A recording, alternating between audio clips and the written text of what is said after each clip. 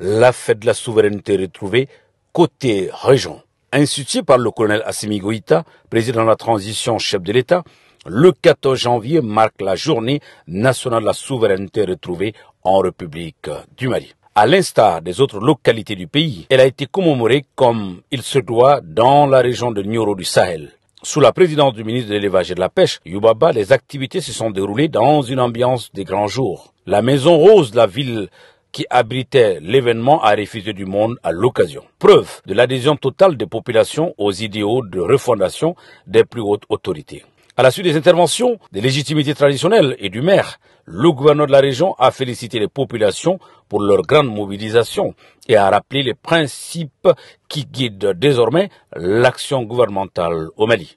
Pour preuve de cette souveraineté retrouvée qui se consolide d'année en année, les plus hautes autorités, avec le soutien du peuple malien, ont posé un certain nombre d'actes qui ont marqué la vie politique et diplomatique malienne. Le tout couronné par la reprise de Kidal par les FAMA le 14 novembre 2023.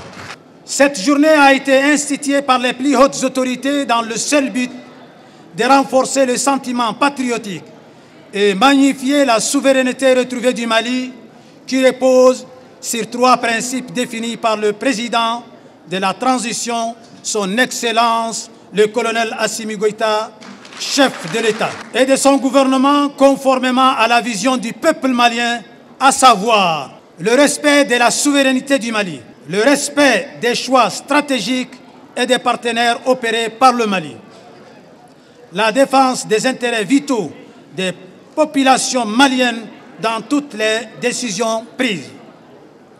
Ovationné à sa prise de parole, le ministre Youbaba a exprimé sa satisfaction pour la réussite de l'événement. Parlant de cette ville, il me plaît de rendre hommage à ces valeureux hommes, notamment Djoum Kaba Diakité et El Haj Omar Tal et Cheikh Seydi Ahmed Hamahullah. Pour mener à bien cette transition, dans sa phase rectifiée, les autorités ont organisé les Assises nationales de la refondation. Assises au cours desquelles les Maliens de tous bords, de l'intérieur comme de l'extérieur, ont passé en revue toutes les tares de la gouvernance avant de formuler plus de 500 recommandations. Parmi ces recommandations figurait la durée de la transition qui partait de 6 mois à 5 ans. La communauté économique des États de l'Afrique de l'Ouest et de l'Union économique et monétaire de l'Afrique de l'Ouest au service de l'impérialisme n'ont eu comme réponse que l'imposition des sanctions à notre pays au mépris des aspirations du peuple librement exprimées lors des Assises nationales de la refondation. C'est ainsi que le peuple malien résilient, déterminé comme un seul homme, a fait bloc derrière les autorités de la transition à travers une manifestation gigantesque le 14 janvier 2022.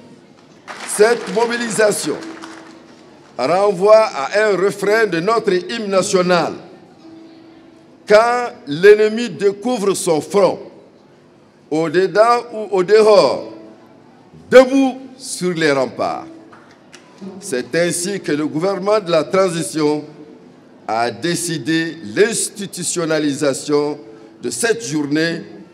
La célébration de la journée du 14 janvier n'est pas un effet de mode, elle est une réalité et elle doit être célébrée et nous la célébrons d'ailleurs. La commémoration s'est poursuivie par une conférence-débat sur la souveraineté qui a permis aux participants de comprendre les motivations de cette célébration. comme pour dire que la souveraineté et l'autosuffisance alimentaire vont de pair. La journée a été sanctionnée par la visite de la ferme avicole de Madame Massina par le ministre et sa délégation. Avec une capacité de 6 000 poulets de chair et plus de 800 000 œufs par an.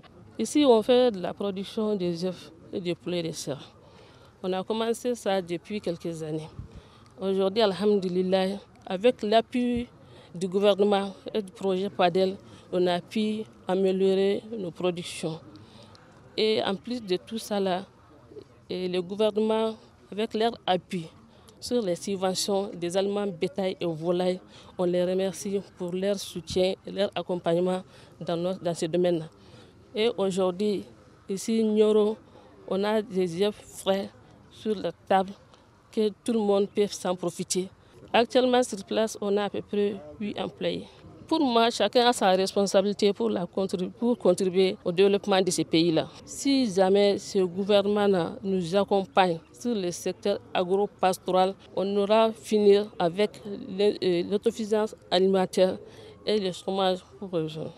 C'est ainsi que s'est achevée cette journée nationale de la souveraineté retrouvée qui restera sans nul doute gravée dans les mémoires collectives des ressortissants de la région de Nioro, tant elle a été mouvementée.